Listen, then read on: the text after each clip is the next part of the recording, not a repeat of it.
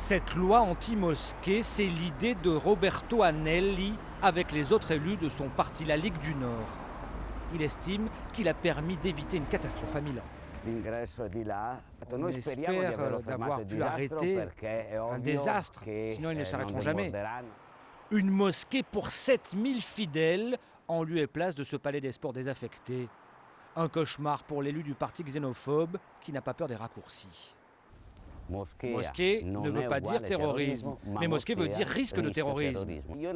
Moi, je n'ai jamais entendu un pasteur chrétien dire que tuer ouvrait les portes du royaume des cieux.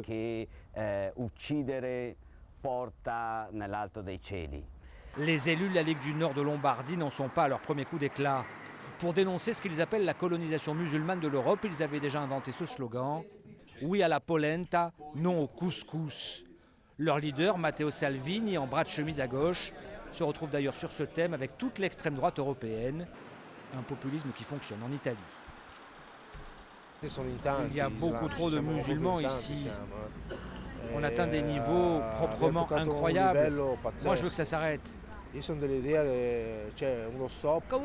Dans tous les cas, on vit une invasion culturelle.